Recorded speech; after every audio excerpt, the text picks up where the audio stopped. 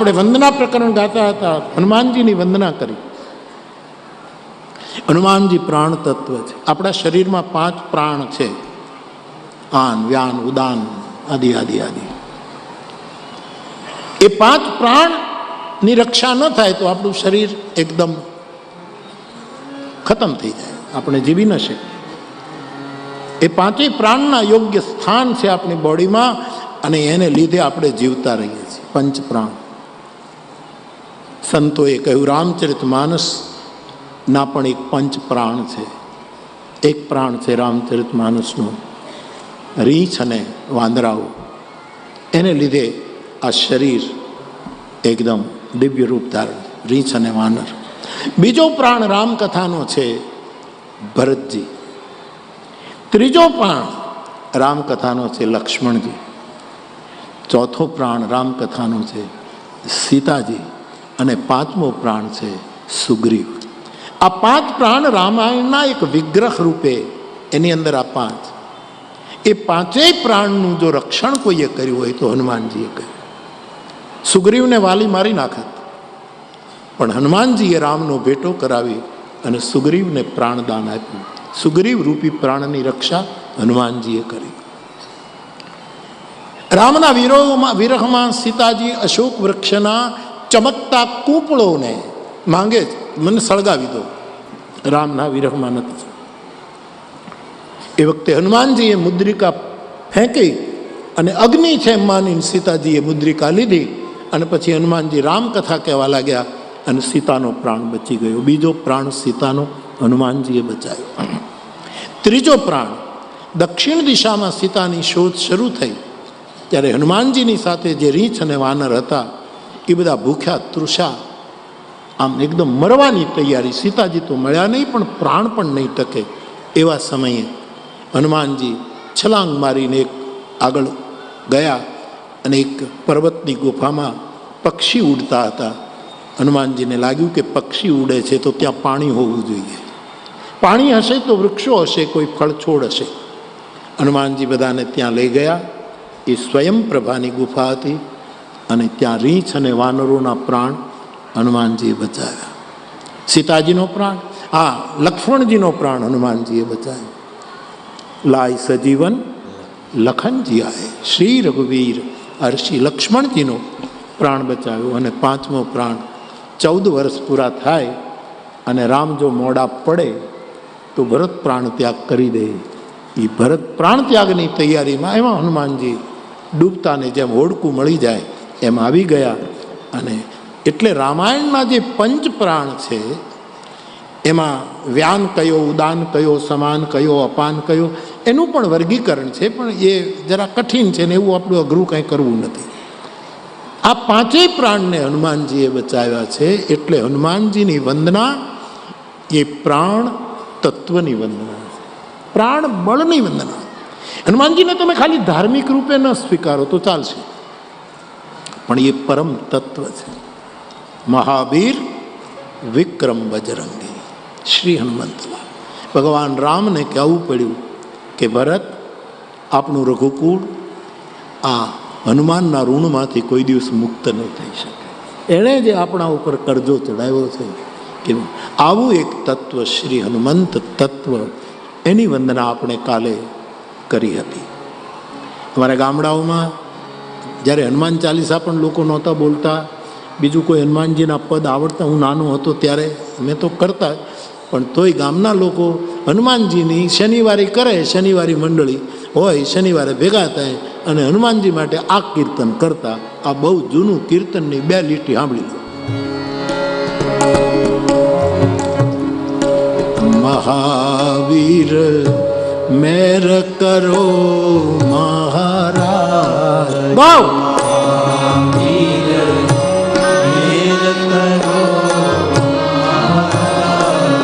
મહાવીર મેર કરો મહારાજ,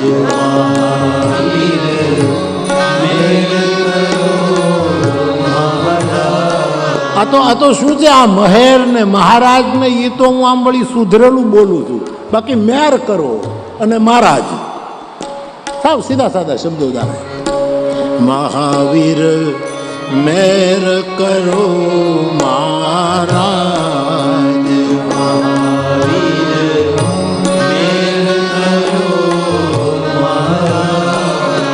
મહાવીર મહેર કરો મહારાજ, દુખડા આપજો રે મહાવીર મહેર કરો મહારાજ.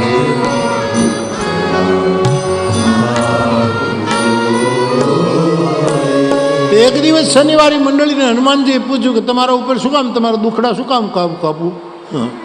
તમારી ખાણીપીણી સારી નથી, તમે નિંદા કરો છો, અઠવાડિયે એકવાર એક નાળિયેર વધેરીને તમે દુખડા કપાવવા આવ્યા, કરેલા હમ તો જોતા નથી.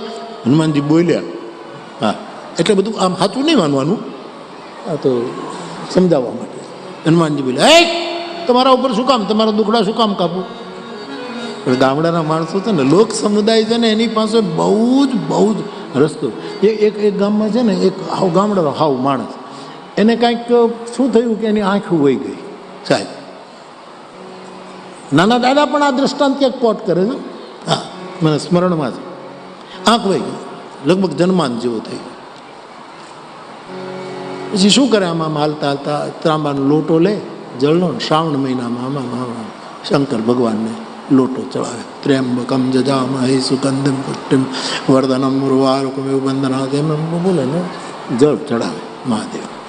હવે ભગવાન શંકર તો ભોળાનાથ, હાવ ભોળો દેવ, એ પ્રસન્ન થઈ ગયા. માંગ માંગ પ્રજ્ઞાચક્ષુ માંગ, પણ એક જ વરદાન માંગવાનું, એક જ વાક્યમાં માંગવાનું, એક જ વરદાન, વધારે નહીં. પેલો બુદ્ધિશાળી ગામડાનો માણસ કે એક જ વાક્યમાં અને એક જ વરદાન, અને મારે લેવું છે તો ઘણું, પણ શું કહું? પછી એણે એક શ્વાસે એક વાક્ય કીધું કે મારા દીકરાની વહુ ત્રીજે માળે હોનાની ગોળીમાં દહીં વલોવતી હોય એ હું મારી આંખું એ જોઉં. હવે એને આખો વંશ વૃદ્ધિ કરી નાખી. મારા દીકરાની વહુ, એટલે એક તો દીકરો માંગ્યો, એને પરણાવ્યો, એને ક્યાં દીકરો, એનો પાછો એની વહુ, અને એ ત્રીજે માળે, એટલે મકાને આવું માંગી લીધું. ત્રીજે માળે સોનાની ગોળીમાં દહીં નાખી અને છાશ ફેરવતી હું મારી હગી આંખે જોઉં. શંકર કે તથાસ્તુ. આવા ગામડાના લોકો બહુ તૈયાર હોય છે. આવું જે લોક છે એની પાસે જે બુદ્ધિ છે એ ગજબની છે, ગજબની. ગામડામાં છે ને એક હાટડી નહોતી હાલતી ને, તેણે નોટું છાપવાનું કારખાનું કર્યું. એવું છે. આને આપણે ગામડામાં ઓઠા કહેવાય, ઓઠું, અને ઓઠા કહેવાય. નોટું છાપવાનું થયું, નોટું છાપ્યું.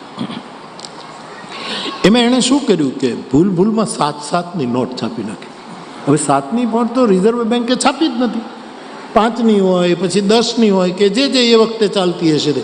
અને ભૂલમાં ઓલું જે બીબુ છે ને, એમાં હાથનો આંકડો ફીટતું. સમજ્યા? ભાગવતનો પાઠ કરતો હશે, ખબર નહીં, એ વાર તહેવાર ગણતો, એ 7નું બીબુ ગોઠવાય. તમને છોકરાઓ ખબર નથી, 5 લાખ રૂપિયાની છાપી નાખી.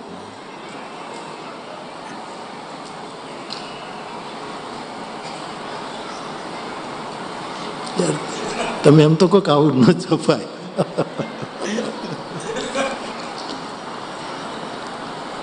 નહીં, ભૂલ થઈ ગઈ. 15 રૂપિયાની છાપી નાખી. 15 ખોટું, આપણે ખોટી વાતો કરીએ ને એમાં ખોટું થાય, બહુ ગોટા બહુ ચડે. સાચી વાતો કરે ને એને ક્યાંય તકલીફ ન થાય, ખોટા કરીએ ને દંતકથાઓ એમાં ગોટે ચડે. 15 રૂપિયાની છાપી નાખી. સમજ્યા? એવું હવે બાકું છે ને ભાઈ, છોકરાઓ તમે જોયેલી છે ને નોટ, 15ની છાપ.